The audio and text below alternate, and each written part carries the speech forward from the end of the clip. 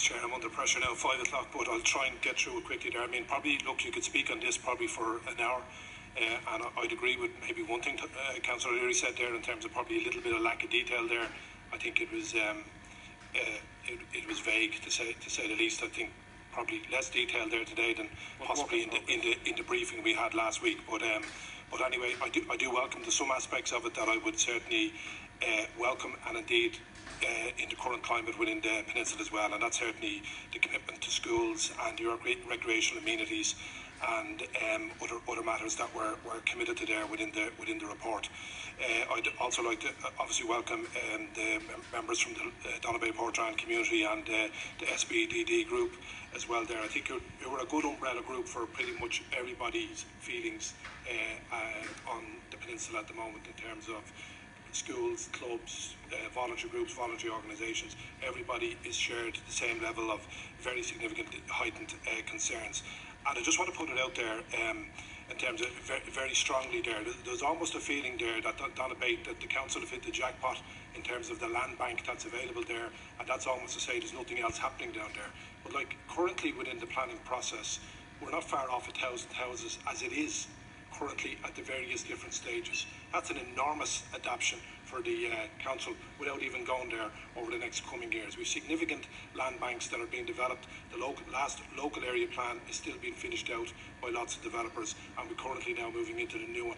So I just want to say it strongly there. The area has to be allowed to breathe a little bit here.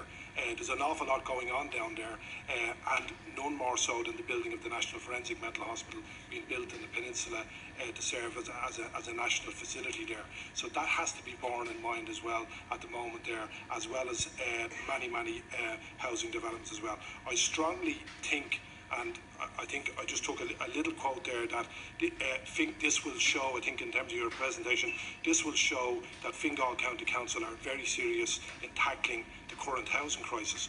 But Donabate Portrane as an area is absolutely punching well above its weight in what it's doing in terms of addressing the housing crisis there, and it's doing that today. And it doesn't need to do it in 3 or 4 years, and I'm sure it will do it, but it's serving that purpose today. So Mike has almost been driven by the government at a higher level back to the local authority to basically say we've spent 15-20 million euro on building a road, and we want at the end of that road a few thousand houses, and we want them now. But that's not going to happen.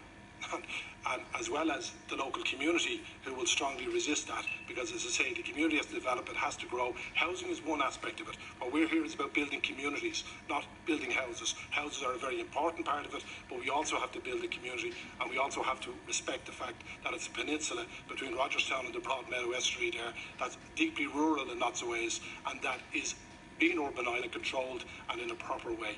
So there's many other things that can be said, but I just want to say it loud and say it clear. The peninsula is more, the council are more than hitting their targets in terms of housing at the moment.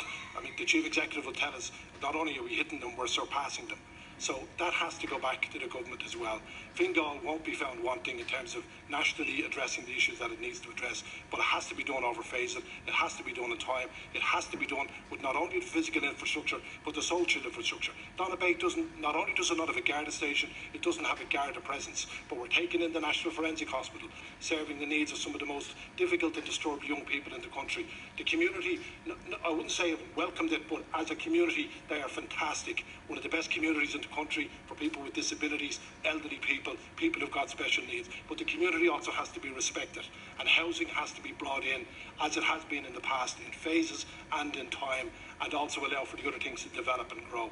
So I think it's very premature. I think we've a long way to go with this. In no shape or form, as I said at the meeting last week, in no shape or form can I support this at the moment. But I fully look forward to engaging with it over the coming months and years. But I think we can put the handbrake, it's happening now, to happen, and then we can revisit this in time to come. Thanks very much.